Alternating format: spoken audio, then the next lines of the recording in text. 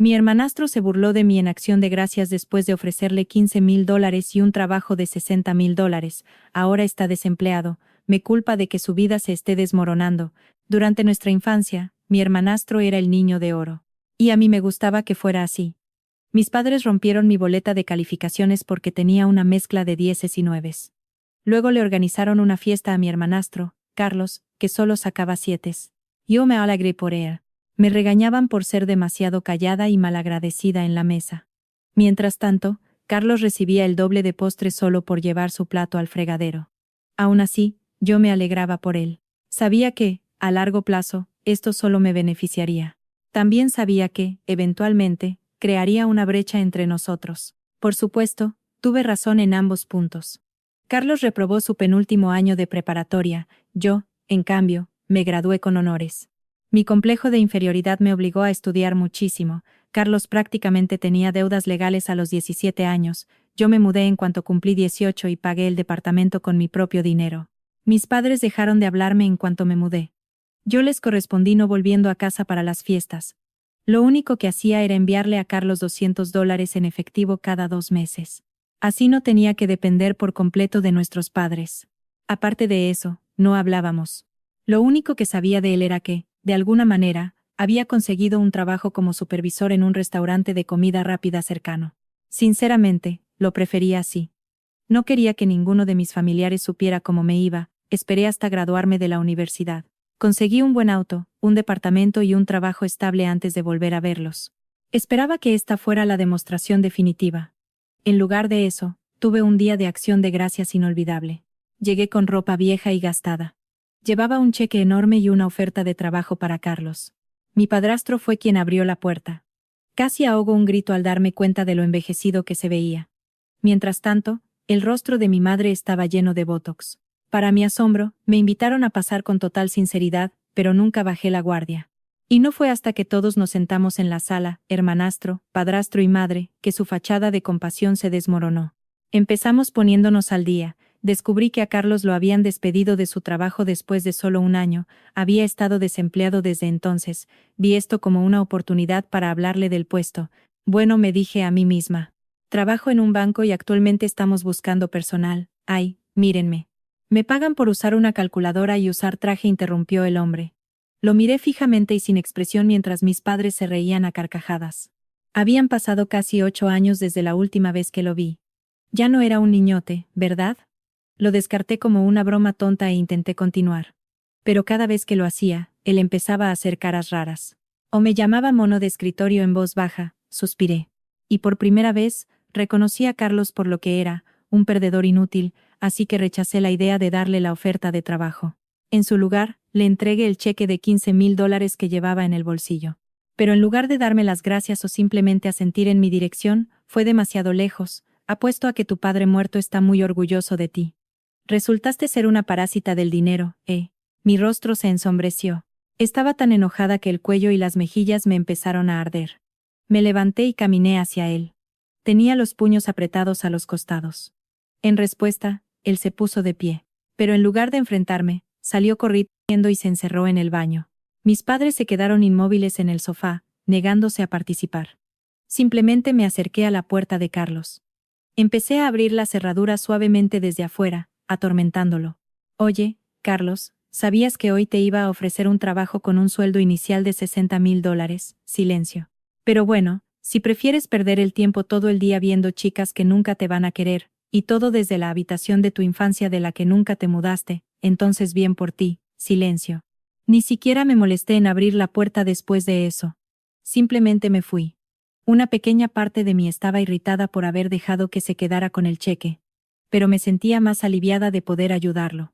Sin embargo, Carlos no necesariamente quería el cheque. Tampoco quería el trabajo. En cambio, su intención era arruinar mi vida. No me había dado cuenta en ese momento. Pero Carlos se había ofendido tanto por mis comentarios que estaba decidido a arruinar todo por lo que yo había trabajado. Alrededor de una semana después, comencé a recibir llamadas extrañas en el trabajo. Alguien preguntaba por mi nombre, y luego colgaba cuando yo respondía. Luego, mi bandeja de entrada de correo electrónico se inundó con confirmaciones de suscripciones. Alguien me había registrado en todas las listas de correo de sitios para adultos imaginables. Usaron mi dirección de correo electrónico del trabajo, no la personal. Actualicé mis contraseñas y seguí adelante. Asumí que era un incidente aislado. Luego, mis vecinos comenzaron a mirarme de forma extraña en el pasillo. Alguien había pegado volantes por todo mi complejo de departamentos. Decían que yo estaba operando un negocio ilegal desde mi casa. Los volantes incluían mi nombre completo y el número de mi departamento. Reconocí la obra de Carlos de inmediato. Pero, ¿cómo sabía dónde vivía? El cheque que le entregué tenía la dirección de mi banco, no la de mi casa. Después de unos días de pensar con ansiedad, recordé algo. Mi madre me había pedido mi dirección el año pasado para enviarme una tarjeta de Navidad. Nunca me envió nada. Pero, sin duda, Carlos había obtenido esa información. La situación empeoró de inmediato a partir de ahí. Comencé a recibir productos que nunca había pedido. Eran artículos costosos que llegaban a contrarreembolso. Eso significaba que tenía que pagarlos o rechazar la entrega. Mi auto fue rayado con unas llaves en el estacionamiento de mi edificio. Alguien presentó una queja por ruido ante la asociación de vecinos 3 noches seguidas. Todo esto era molesto, pero tolerable. Lo que me hizo perder la paciencia fue recibir una llamada de mi jefe preguntándome si todo estaba bien. Al parecer, alguien que afirmaba ser mi hermanastro llamó a Recursos Humanos. Dijo que yo estaba experimentando una crisis de salud mental y necesitaba ser evaluada. Eso podría haber dañado significativamente mi reputación profesional si mi jefe no me hubiera conocido bien. Ya estaba harta de jugar a la defensiva. Era hora de descubrir qué estaba tramando Carlos y ponerle fin. Me comuniqué con mi madre por primera vez en años y le pregunté cómo estaba Carlos. Ella comenzó un discurso de 20 minutos sobre cómo él estaba entre oportunidades pero tenía grandes planes. El elemento clave fue que todavía vivía en casa, en su habitación de la infancia, tal como yo sospechaba. Necesitaba saber exactamente hasta dónde estaba dispuesto a llegar. Y lo más importante, necesitaba asegurarme de que supiera algo. Meterse conmigo tendría consecuencias desastrosas. Mis días de ser la hermanastra callada y sumisa habían terminado. Si Carlos quería una guerra, no tenía idea de en qué se estaba metiendo. Decidí que, si Carlos iba a interferir en mi vida, yo tenía que ser inteligente en mi respuesta. Simplemente confrontarlo solo empeoraría las cosas. Sin duda, el idiota anticipaba que yo irrumpiría en la casa de mi madre y le gritaría. Eso solo agregaría más leña a su historia de que yo era una inestable. No, necesitaba ser más estratégica. Lo primero que hice fue asegurar mi vida digital. Cambié mis contraseñas y habilité la autenticación de 2 factores. Además, configuré una alerta de Google con mi nombre. Me comuniqué con mi banco, los proveedores de tarjetas de crédito y las 3 agencias de crédito. Coloqué alertas de fraude en todo. Lo último que necesitaba era que Carlos intentara abrir cuentas a mi nombre. Luego, abordé la seguridad física. Le informé a la administración de mi edificio sobre el incidente, pero fui muy vaga, solo mencioné que tenía un familiar problemático que podría causar problemas. Se comprometió a notificar a seguridad, se asegurarían de que no se aceptaran paquetes sin mi aprobación expresa. También compré una cámara económica para mi puerta principal. Un timbre inteligente estándar, nada lujoso. Durante todo esto, intentaba descubrir cuál sería mi siguiente paso. No me iba a quedar de brazos cruzados aceptando las tonterías de Carlos. Pero tampoco quería rebajarme a su nivel. Decidí hacer un pequeño viaje a mi ciudad natal ese fin de semana. No para confrontar a Carlos, sino para recopilar información. Conduje hasta allá el sábado por la mañana. Me estacioné a unas cuadras de la casa de mis padres. Su vecindario no había cambiado mucho. Las mismas casas viejas y las aceras rotas. Estaba sentada en mi auto preguntándome qué diablos estaba haciendo, cuando noté algo. Carlos estaba saliendo por la puerta principal. Llevaba puestos los mismos pantalones deportivos sucios de Acción de Gracias, pero ahora con una sudadera mugrienta. Un verdadero ícono de la moda. Me hundí en mi asiento mientras pasaba de largo sin mirarme. Caminó hacia la tienda de conveniencia de la esquina. Decidí seguirlo. No demasiado cerca, pero lo suficiente para ver qué estaba haciendo. Salió y compró cigarrillos y una caja de cerveza barata antes de regresar a casa. Pero no entró a la casa. En cambio, caminó hacia el patio lateral, donde había un viejo cobertizo. Mis padres nunca usaban el cobertizo para nada, excepto para guardar la podadora. Pero Carlos quitó el candado y entró. Se quedó adentro durante unos 20 minutos antes de regresar a la casa. Qué interesante. Al día siguiente, esperé hasta que los autos de mi madre y de Timoteo se hubieran ido, entonces hice mi movimiento. Los domingos por la mañana, siempre iban a desayunar a un restaurante, era una tradición desde que yo era niña. Asumí que Carlos estaría durmiendo o absorto en sus videojuegos. Me interesaba revisar el cobertizo. El candado era barato y fácil de forzar. Gracias, videos de YouTube. El interior era, bueno, no era lo que esperaba. Carlos había creado una especie de pequeña oficina. Había un escritorio con una computadora portátil anticuada, una impresora y montones de papel. Había fotos mías colgadas en la pared. Incluían fotos de mis redes sociales antes de que las hiciera privadas. También impresiones de mi perfil laboral, e incluso un mapa con mi departamento marcado con un círculo rojo. Parecía sacado de una horrible película de suspenso. Lo que realmente despertó mi interés fue un cuaderno. Llevaba por título Operación Venganza. Carlos, eres realmente original. Lo revisé y descubrí un registro completo de todo lo que ya me había hecho. Además de un montón de cosas nuevas que planeaba hacerme. Algunas cosas eran infantiles. Como pedir pizzas a mi casa a las 3 de la mañana, otras eran más preocupantes. Había anotado los nombres de varios de mis compañeros de trabajo. También tenía instrucciones sobre cómo contactarlos. Fotografié todo con mi teléfono. Esto no era simplemente una molesta rivalidad entre hermanos. Esto era acoso en toda regla. Suavemente devolví todo exactamente como lo había encontrado y salí a escondidas. Me aseguré de cerrar el cobertizo al salir. De camino a casa, llamé a mi amiga Bárbara. Ella trabaja en seguridad de la información. Siempre ha sido mi persona de confianza para recibir orientación técnica. Abordé el asunto sin profundizar demasiado en el conflicto familiar. Este tipo suena como un completo perdedor, comentó ella. Sin embargo, incluso los perdedores pueden causar daño. Debes protegerte. Bárbara vino esa noche y me ayudó a mejorar la seguridad de todos mis dispositivos. También tenía algunas ideas sobre cómo identificar la fuente de cualquier futuro acoso digital. Pedimos comida para llevar. Pasamos toda la noche asegurando todo. ¿Sabes?, continuó Bárbara, entre bocados de fideos. Podría simplemente denunciarlo a la policía por acoso. Sacudí la cabeza. Todavía no. Me gustaría ver qué hace después. Juegas mucho con fuego. Bárbara levantó una ceja. Tal vez lo estaba haciendo. Pero algo dentro de mí quería manejar esto por mi cuenta. Además, involucrar a la policía significaba tener que lidiar con mis padres, y yo no estaba preparada para eso. Las siguientes semanas fueron tranquilas. Quizás demasiado tranquilas. Revisaba las grabaciones de mi cámara todos los días, pero no había rastro de Carlos. Ni llamadas extrañas, ni paquetes, nada. Casi llegué a pensar que se había rendido. Entonces, recibí una llamada de un número desconocido mientras estaba en el trabajo. En contra de mi buen juicio, respondí. Hola, ¿hablo con Gisela?, preguntó una voz de mujer. Sí, ¿quién habla? Soy Karen, de Seguridad Crediticia. Encontramos un comportamiento extraño en sus cuentas. Parece que alguien intentó abrir 3 tarjetas de crédito a su nombre ayer. Sentí un vacío en el estómago. Pasé mi hora de almuerzo lidiando con un intento de robo de identidad. Afortunadamente, las alertas de fraude que había configurado evitaron cualquier daño grave, pero las acciones de Carlos claramente estaban escalando. Esto ya no era simplemente molesto. Era potencialmente ilegal. Esa noche, mi teléfono vibró con un mensaje de un número que no reconocí. Tienes problemas de crédito, tal vez deberías tener más cuidado con a quien haces enojar. No respondí. Solo guardé el número como evidencia. Pero ahora estaba realmente enojada. Había ido demasiado lejos.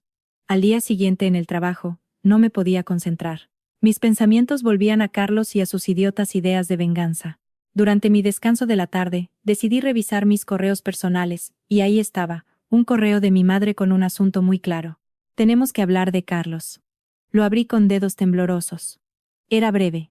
Gisela, no estoy segura de qué está pasando entre tú y tu hermanastro. Pero ha estado actuando de forma extraña desde tu visita. ¿Podrías llamarme, por favor? Mamá. Al menos esta vez usó la palabra hermanastro. Algunas cosas cambian. No la llamé, pero sí tenía un plan. Si Carlos quería jugar sucio, yo también podía hacerlo, pero de manera más inteligente. Primer paso.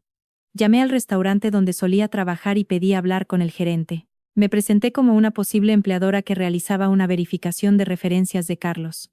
El gerente, un hombre llamado Ricardo, se echó a reír. ¿Referencias de Carlos? Señorita. El único consejo que le daría a cualquier persona es que se mantenga muy lejos de él. Fue el peor empleado que he tenido. Llegaba tarde, se iba temprano, robaba de la caja registradora. Y acosaba a sus compañeras de trabajo. Nosotros no lo despedimos, lo arrestaron en el estacionamiento por vender marihuana. Después de eso, nunca volvió a aparecer en los turnos. Interesante. Muy diferente de la historia del gerente celoso que mi madre me había contado. Le agradecí a Ricardo antes de colgar. Luego, procedí al segundo paso. Llamé a Carlos desde un número desechable que había configurado, respondió él. Traté de disfrazar ligeramente mi voz. Hola, hablo con Carlos, escuché que podrías conseguirme algo. Me estaba arriesgando aquí, pero el comentario de Ricardo sobre la venta de marihuana me hizo pensar en algo. Carlos aún podría estar traficando. ¿Quién habla? Sonaba sospechoso, pero curioso. Mi nombre es Kina. Jason, el del taller mecánico, me dio tu número. Me dijo que podrías ayudarme con algunos suministros para una fiesta. Hubo una pausa. Claro, te puedo ayudar. ¿Qué estás buscando? Acordamos encontrarnos en una tienda de conveniencia cerca de la casa de mis padres ese fin de semana. Colgué el teléfono. Me sentía triunfante y aterrorizada al mismo tiempo. No tenía intención de comprarle narcóticos a mi perdedor hermanastro. Simplemente quería pruebas de lo que estaba tramando. El resto de la semana transcurrió sin incidentes. Pedí el viernes libre en el trabajo y conduje a mi ciudad natal. Me quedé en un motel barato bajo un nombre ficticio, paranoica tal vez. Pero es mejor prevenir que lamentar. El sábado por la mañana, me estacioné frente a la tienda de conveniencia y esperé. Carlos llegó a tiempo. Miraba a su alrededor con inquietud. Yo llevaba una gorra de béisbol y lentes de sol. Estaba sentada en mi auto con la ventana entreabierta para poder escuchar. Lo observé caminar de un lado a otro durante casi 10 minutos. Luego sacó su teléfono. Un minuto después, mi teléfono desechable sonó. No respondí. Lo intentó 2 veces más y luego me envió un mensaje de texto. ¿Dónde estás? No respondí. Esperó otros 15 minutos. Estaba claramente molesto. Finalmente se rindió y caminó de regreso a la casa de mis padres, pero no entró. Se dirigió de regreso al cobertizo. Le di un poco de tiempo antes de agarrar mi teléfono y seguirlo. Esta vez, no entré al cobertizo. Carlos despotricaba para sí mismo. Yo me paré cerca de la ventana y grabé con mi teléfono, estúpida que no se apareció. Haciéndome perder el tiempo.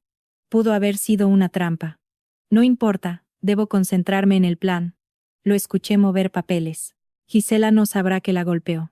Para cuando termine, se arrepentirá de haber vuelto. Fue entonces cuando escuché un sonido que me heló la sangre, el inconfundible clic de un rifle siendo manipulado. Casi dejo caer mi teléfono. Pero me las arreglé para seguir grabando. Hubieras visto su cara cuando mencioné a papá, dijo Carlos, riendo. Siempre fue una niñita sensible.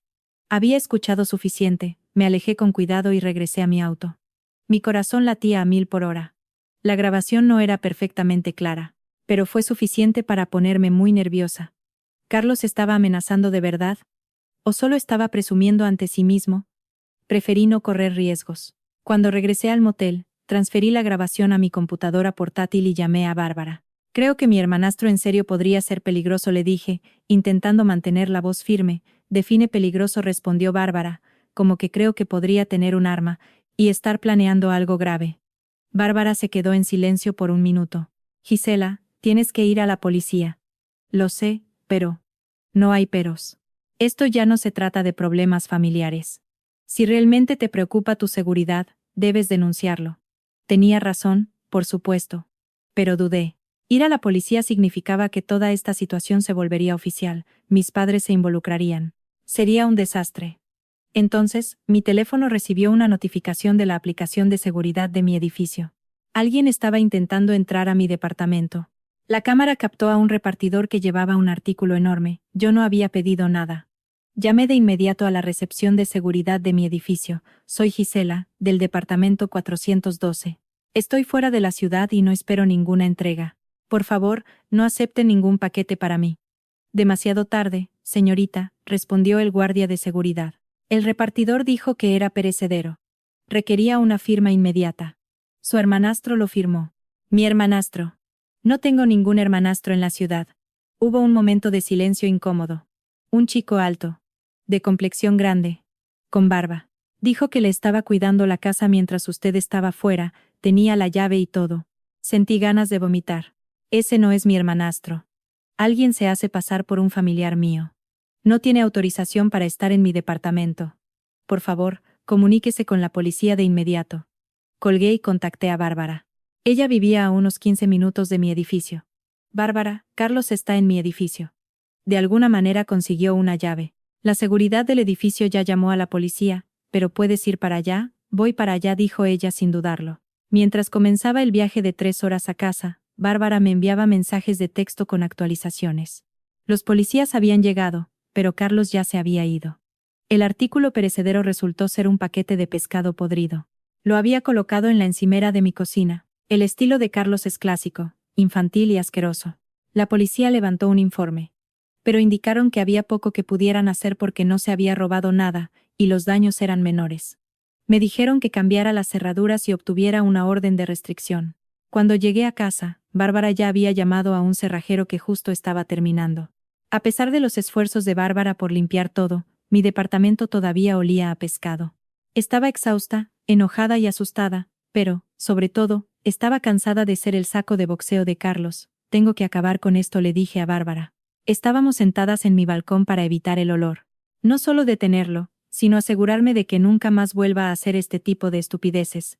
¿Qué piensas tú? Bárbara parecía preocupada. Algo legal, le dije, pero efectivo. Al día siguiente era domingo. Sabía que mis padres estarían tomando su tradicional desayuno en el restaurante, y Carlos muy probablemente seguiría durmiendo. Era el momento perfecto para hacer algunas llamadas telefónicas. Primero, llamé a un amigo que trabajaba en el departamento de vehículos motorizados. No buscaba nada ilegal. Simplemente la confirmación de mis sospechas. La licencia de conducir de Carlos fue suspendida hace 6 meses. Fue debido a multas impagas y conducir sin seguro. Sin embargo, yo lo había visto conduciendo el auto de mi madre el día anterior. A continuación, llamé a una amiga de la universidad que se había convertido en asistente legal. Me ayudó a comprender que constituía acoso y robo de identidad en nuestro estado. También la evidencia requerida para una orden de restricción. Yo tenía mucha. Luego llamé a mi jefe. Le describí la situación brevemente, y le pedí el lunes libre para lidiar con algunos asuntos familiares. Fue comprensivo. Finalmente, llamé a mi madre. Respondió al tercer tono. Sonaba asombrada de escucharme. Gisela, ¿estás bien? No realmente, mamá, tenemos que hablar de Carlos en persona. ¿Puedo ir mañana por la mañana? Hubo una pausa prolongada. Supongo que está bien. Timoteo estará en el trabajo, pero... Bien. Preferiría hablar contigo a solas al principio. Estaré allí a las 10. Pasé el resto del domingo preparándome. Organicé todas mis pruebas, incluyendo imágenes del cobertizo de la Operación Venganza de Carlos, las grabaciones y los intentos de fraude crediticio. Hice una copia de seguridad de todo en la nube, y también hice copias físicas. Si Carlos me enseñó algo, fue a ser minuciosa. El lunes por la mañana, me vestí de forma conservadora, una blusa básica y pantalones. Profesional, pero no amenazante. No quería que mi madre pensara que venía a atacarla. A pesar de que una parte de mí le guardaba rencor por haber permitido las actitudes de Carlos todos estos años, cuando llegué, mi madre parecía asustada. Claramente se había esforzado. Estaba peinada y vestida mejor que su ropa de estar por casa habitual. La casa también estaba impecable. Me recordó cómo solía limpiar febrilmente antes de que mi padrastro regresara del trabajo. ¿Está Carlos aquí?, pregunté mientras entraba. Ella negó con la cabeza. Salió temprano. Dijo que tenía unos asuntos que atender. Genial.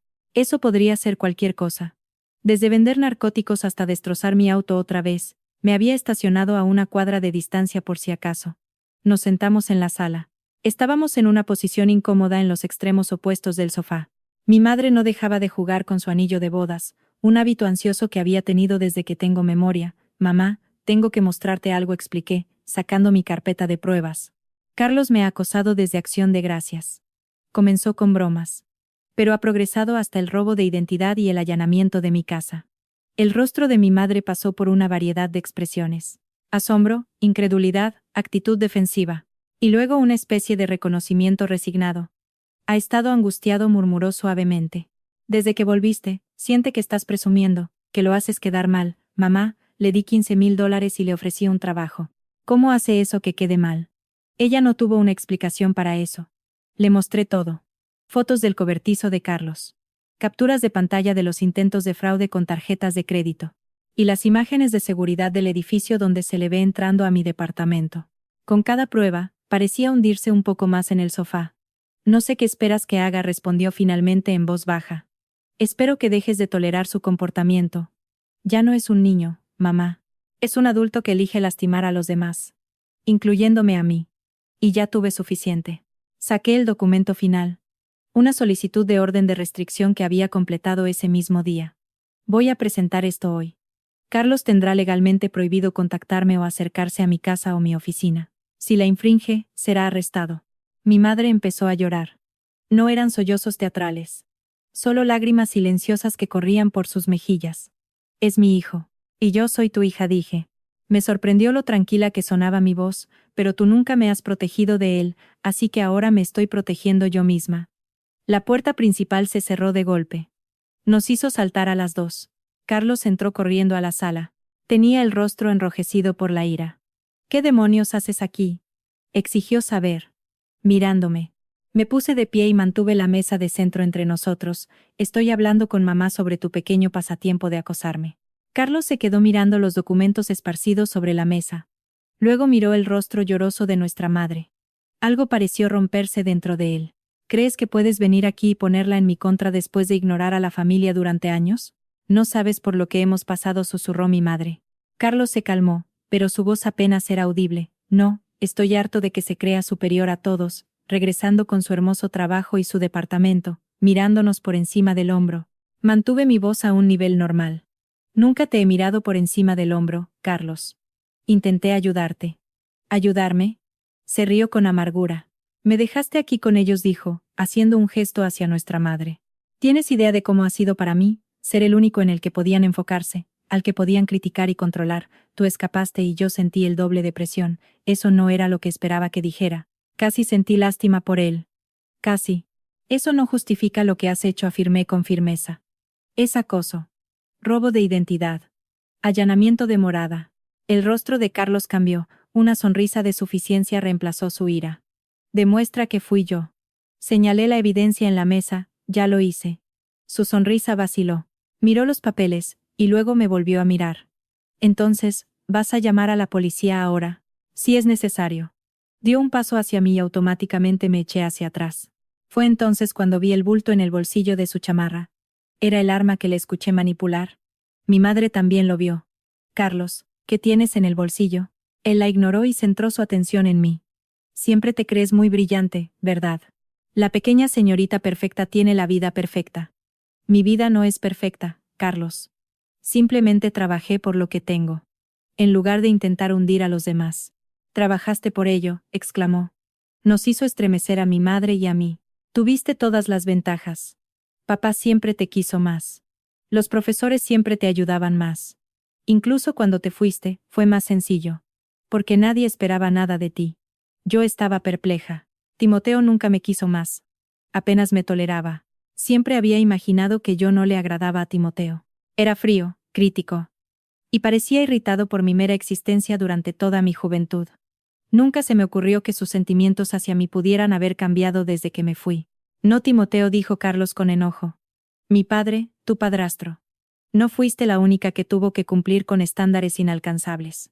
No fuiste a ti a quien comparaban constantemente con su brillante hijastra después de que te fuiste.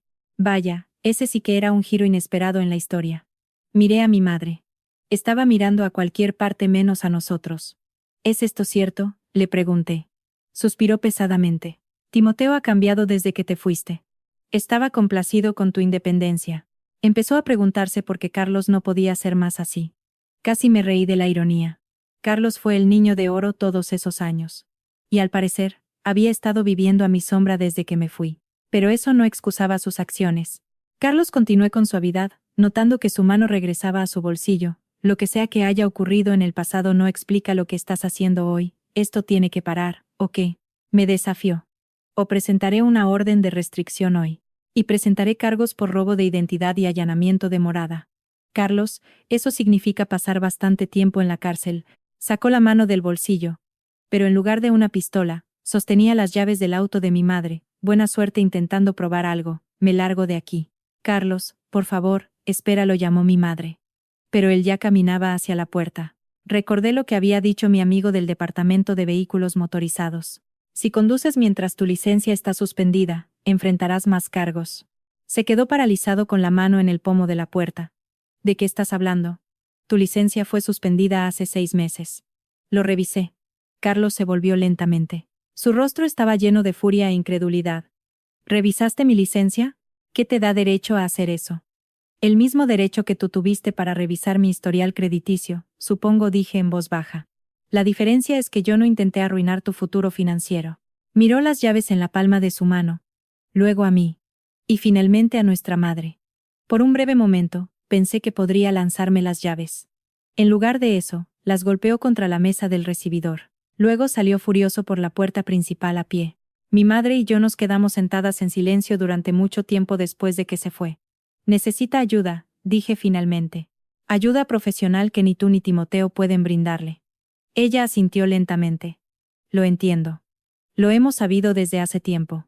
Cada vez que se lo sugerimos, amenaza con irse y yo simplemente, no puedo perder a otro hijo. Sus comentarios me golpearon con una fuerza inesperada. Me había considerado como perdida. Descarté el concepto por el momento. No lo estás ayudando al permitirle continuar así.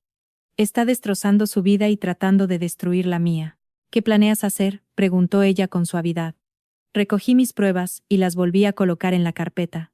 Carlos tiene que tomar esa decisión. Si deja de acosarme por completo, no pediré una orden de restricción ni presentaré cargos. Pero si hay otro incidente, iré a la policía con todo lo que tengo. Me levanté para irme, pero mi madre me agarró la mano. Gisela, lo siento por todo, por no protegerte cuando eras más joven, por dejar que las cosas llegaran a este punto con Carlos. Fue la primera disculpa genuina que había recibido de ella en mi vida. No estaba segura de cómo responder, así que simplemente asentí y alejé mi mano lentamente. Conozco la salida, dije. Mientras me dirigía a mi auto, me sentí más ligera, no porque hubiera derrotado a Carlos, sino porque por una vez, me había defendido sin ceder. La pelota estaba ahora en su cancha, y Carlos estaba listo para devolverla con fuerza, pero yo no tenía idea. 2 días después, mientras estaba en el trabajo, mi teléfono personal sonó. Era un número que no reconocí, casi lo ignoro, pero decidí contestar. Hola, ¿hablo con Gisela?, preguntó una voz femenina. Sí, ¿quién habla? Soy Patricia, del Hospital Westside. Tenemos a su hermanastro Carlos aquí, en la sala de emergencias. Usted aparece como su contacto de emergencia. Mi corazón dio un vuelco. ¿Está bien? ¿Qué pasó? Está estable. Pero tuvo un accidente y está preguntando por usted. Le informé a mi supervisor que tenía una emergencia familiar y conduje hasta el hospital. Mi mente iba a 1000 por hora. ¿Era una operación real o uno de los planes de Carlos? Solo había una forma de averiguarlo. Cuando llegué a la sala de emergencias, me llevaron a una cama separada por cortinas. Allí yacía Carlos, pálido y demacrado, tenía el brazo derecho enyesado y un corte profundo en la frente. «Viniste», respondió, sorprendido de verme. «¿Qué pasó?», pregunté, manteniéndome cerca de los pies de la cama. Intenté cruzar la carretera a pie.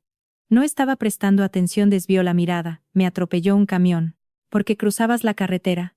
Se encogió de su hombro. «Bueno, iba a casa de un amigo». Entonces, la enfermera entró y le revisó los signos vitales a Carlos. «El doctor quiere mantenerlo en observación durante la noche debido a la conmoción cerebral. ¿Tiene la información de su seguro?». Carlos pareció entrar en pánico. «Te dije que no tengo seguro». La enfermera me miró con esperanza. Me sentí en conflicto. A pesar de todo lo que Carlos había hecho, verlo herido y vulnerable me conmovió. Era un sentido del deber que no podía sacudirme. Este era el mismo niño con el que había crecido. El niño que había sido influenciado por la misma familia disfuncional de la que yo había escapado. Podría haberme ido. En parte quería hacerlo, pero en lugar de eso saqué mi cartera. «Yo me encargo del papeleo», le aseguré a la enfermera. «¿Podría darnos un minuto?». Carlos se negó a mirarme después de que ella salió. «No tienes que pagar por esto». «Lo sé. No puedo pagarte». «También sé eso». Nos quedamos en un silencio incómodo por un momento. «¿Por qué viniste?», preguntó finalmente. Después de todo lo que hice, consideré la pregunta, porque a pesar de todo, sigue siendo familia, y quería asegurarme de que de verdad estuvieras herido y no solo atrayéndome a otra trampa. Casi sonrió ante eso. «Me parece justo». Me incliné hacia adelante para asegurarme de que me estuviera mirando, pero hasta aquí llegamos, Carlos. Es mi último acto de buena voluntad. Si alguna vez vuelves a meterte en mi vida, no dudaré en usar todo lo que tengo en tu contra, ¿entiendes? Asintió lentamente. Sí, lo entiendo. Bien. Ahora, voy a pagar la cuenta de tu hospital. Y te daré una oportunidad más para que cambies las cosas. Lo que hagas con ella depende de ti. Mientras me levantaba para irme, él dijo, «Gisela». Me di la vuelta. «¿Qué?». Siento lo del comentario de papá en Acción de Gracias. Fue demasiado lejos. No era una disculpa completa. Pero era algo. Asentí y fui a buscar el departamento de facturación. No sabía si Carlos realmente lo sentía. O si solo decía lo que pensaba que yo quería escuchar. Lo único que sabía era que había terminado de ser una víctima. Cambiar a Carlos o no, yo estaría bien. Me había forjado una vida que nadie podría quitarme. Ni Carlos, ni mi madre, ni Timoteo. Pagué la cuenta del hospital de Carlos. Les di mi información de contacto a los médicos y salí a la luz del sol. Me sentí, por primera vez, completamente libre de la disfunción de mi familia. ¿Fuera esto el final de la venganza de Carlos o simplemente una breve tregua? Yo estaba preparada para lo que viniera. Cuando salí del hospital ese día, no tenía idea de algo. No sabía si había cometido el mayor error de mi vida o si finalmente había logrado llegar a Carlos. Una parte de mí estaba esperando que pasara lo peor. Como si todo el evento fuera una trampa ingeniosa para hacerme pagar sus gastos médicos. Pero según los médicos, sus heridas eran reales, la conmoción cerebral fue leve, pero el brazo roto requeriría semanas para recuperarse correctamente. Durante los siguientes días, intenté apartar a Carlos de mi mente y concentrarme en el trabajo. Había hecho todo lo que estaba en mi mano, pagué sus facturas médicas, le di otra oportunidad y dejé en claro que no habría más oportunidades después de esta. La pelota ahora estaba en su cancha. Una semana después de la visita al hospital, recibí una notificación. Mi mamá me envió un mensaje preguntando si sabía algo de Carlos. Al parecer, él no había regresado a casa después de que lo dieron de alta. Le dije que no había escuchado nada, sugerí que tal vez se estaba quedando con un amigo. No parecía convencida. Pero, de todos modos, me dio las gracias, pasaron 2 semanas más, 0 dramas de Carlos. No hubo acoso, tampoco llegaron paquetes inusuales. No hubo intentos de fraude con mis tarjetas de crédito. Empecé a relajarme un poco. Tenía la esperanza de que el susto del hospital finalmente lo hubiera hecho entrar en razón. Mi timbre sonó el sábado por la tarde. Revisé mi cámara de seguridad y me quedé paralizada. Carlos estaba frente a mi puerta. Se veía inquieto con unos jeans limpios y una camisa abotonada que nunca antes le había visto. Su brazo aún estaba enyesado. Tenía unas ojeras muy marcadas. Dudé en responder, pero la curiosidad pudo más que yo. Abrí la puerta, pero dejé puesta la cadena de seguridad. ¿Qué estás haciendo aquí? ¿Puedo pasar?, preguntó, evitando mi mirada. Solo quiero hablar. La última vez que estuviste aquí, dejaste pescado podrido en mi encimera. Hizo una mueca. Sí, lo sé. Siento mucho eso. Y todo lo demás. Lo miré por un segundo. Se veía fatal. Más delgado, exhausto y extrañamente nervioso. No era el imbécil arrogante que me había estado atormentando durante meses. Cerré la puerta para quitar la cadena, y estoy grabando esta conversación en mi teléfono, dije mientras lo dejaba pasar. Carlos asintió y me siguió a la sala. Pero no se sentó.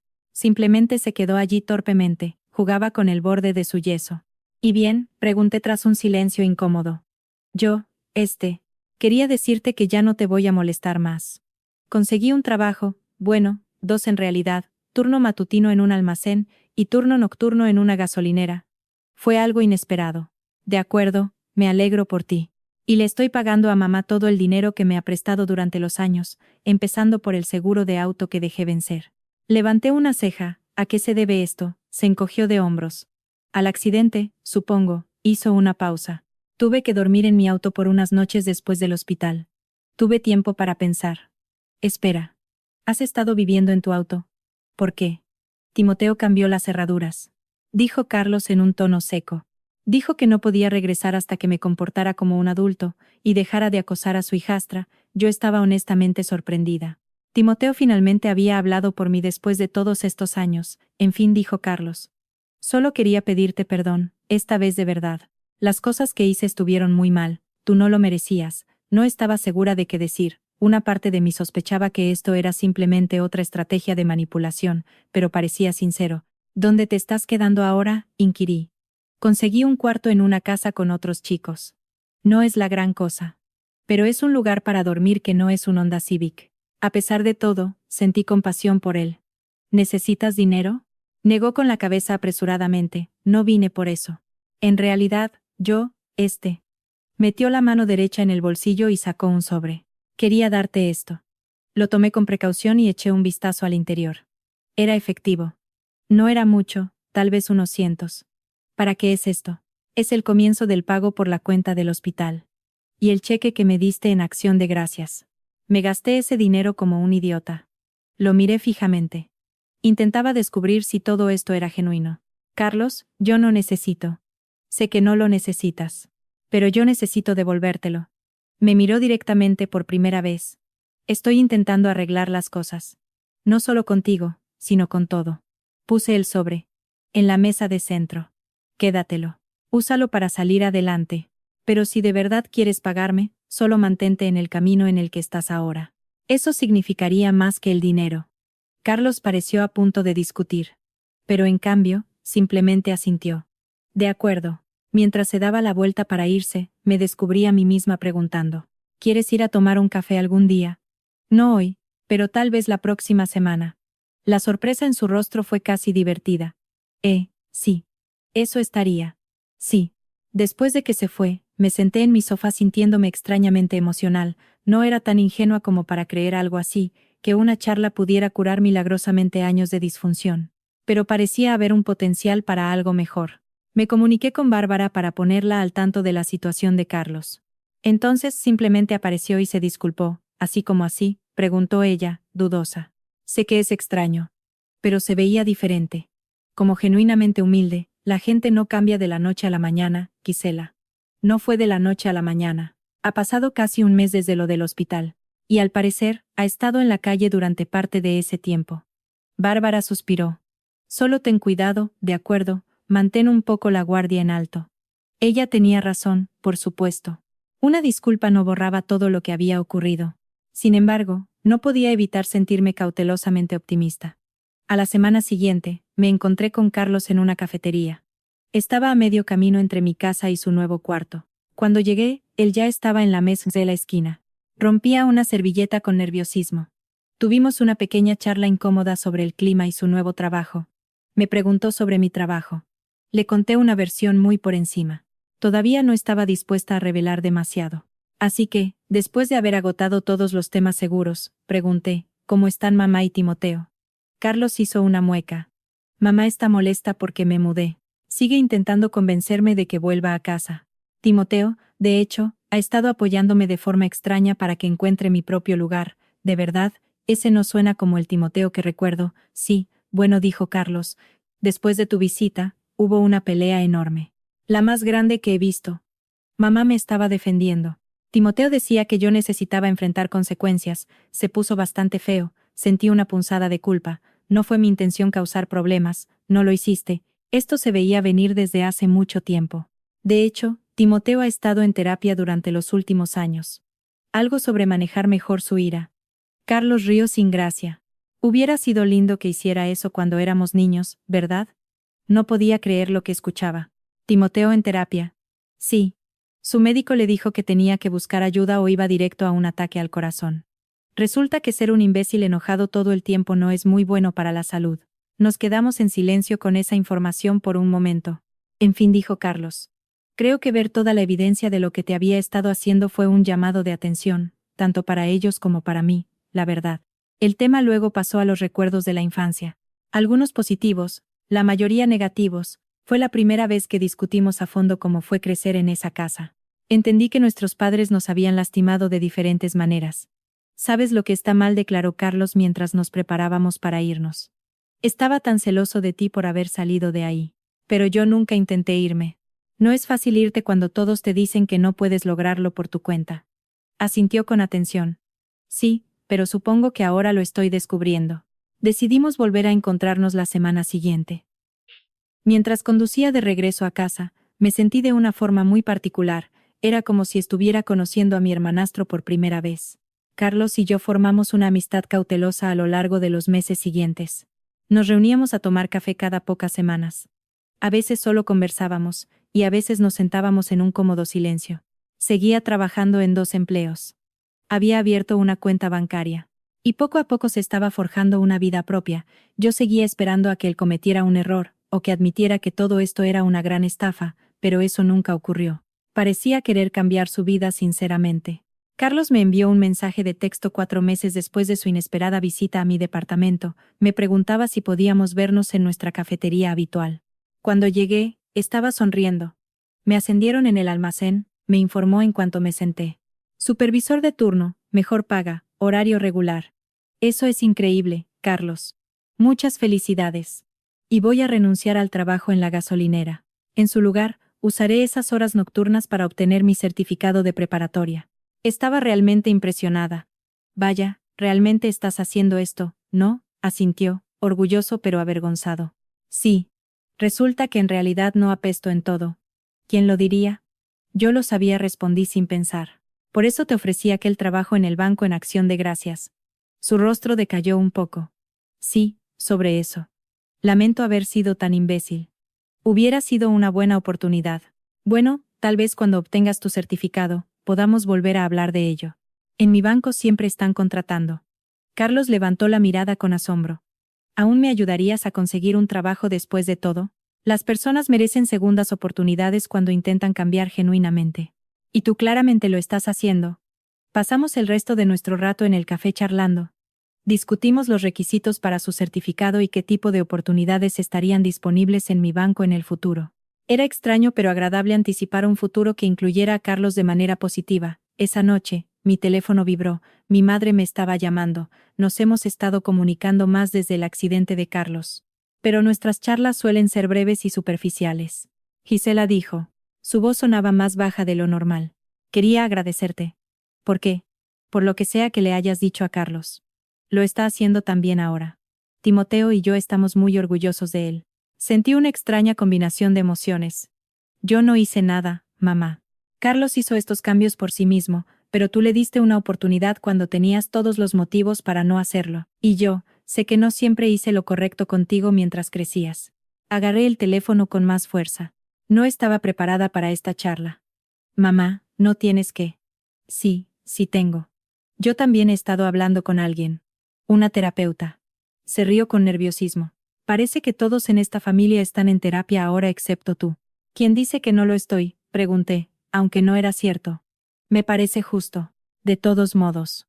Solo quería decir que lamento muchas cosas, y estoy agradecida de que nos estés dando, de que me estés dando a mí también otra oportunidad.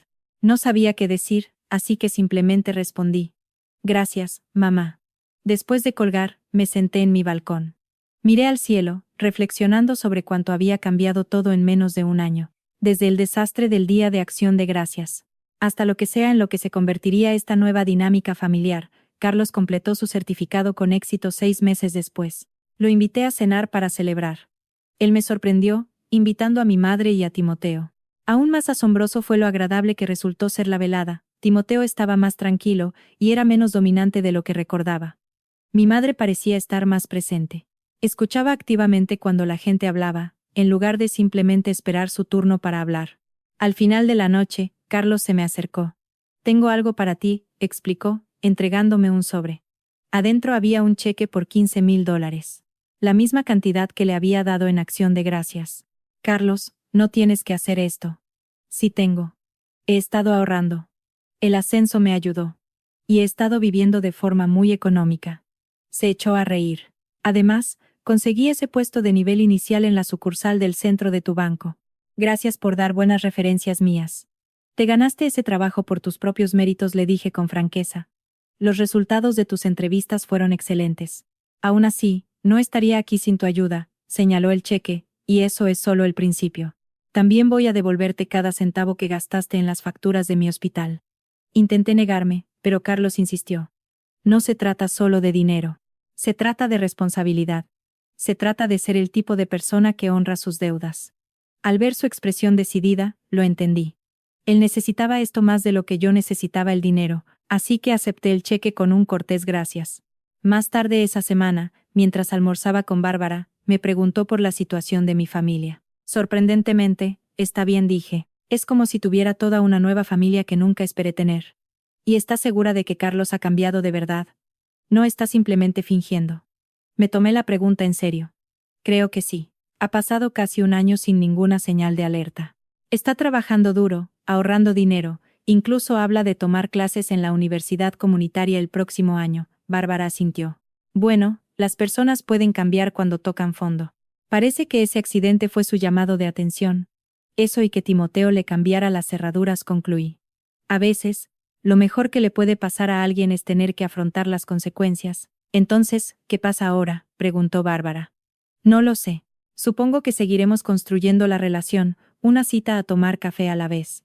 Esa noche, Carlos me envió un mensaje de texto. El gerente de la sucursal del centro quiere capacitarme para el equipo de banca personal. Todo esto es gracias a ti. Respondí por mensaje. No, es gracias a ti. Solo me alegra que te vaya bien. Su respuesta fue simple: cena familiar en casa de mamá este domingo. Te protegeré de la nueva obsesión por la comida saludable de Timoteo. Al parecer, su nueva personalidad se basa en la col rizada. Me reí en voz alta y escribí: claro, llevaré el postre. Al soltar el teléfono, me di cuenta de algo esencial. La enredada dinámica familiar que marcó mi crianza había desaparecido. No éramos perfectos, ni mucho menos, pero todos lo estábamos intentando a nuestra manera, y tal vez eso era suficiente. Carlos y yo nunca tendríamos una conexión tradicional de hermanos. Teníamos demasiada historia y demasiadas heridas para eso, pero encontramos algo que funcionaba para nosotros, una amistad cuidadosa, basada en el respeto mutuo y el esfuerzo sincero. Y por primera vez en mi vida, sentí que tenía un hermano. No solo un hermanastro que me hacía la vida imposible. A veces, la familia que creas no es en la que naciste. Ni siquiera es en la que creciste. A veces es la que desarrollas a través de conversaciones difíciles y segundas oportunidades, y la decisión de ver a las personas por quienes quieren ser, en lugar de por quienes siempre han sido.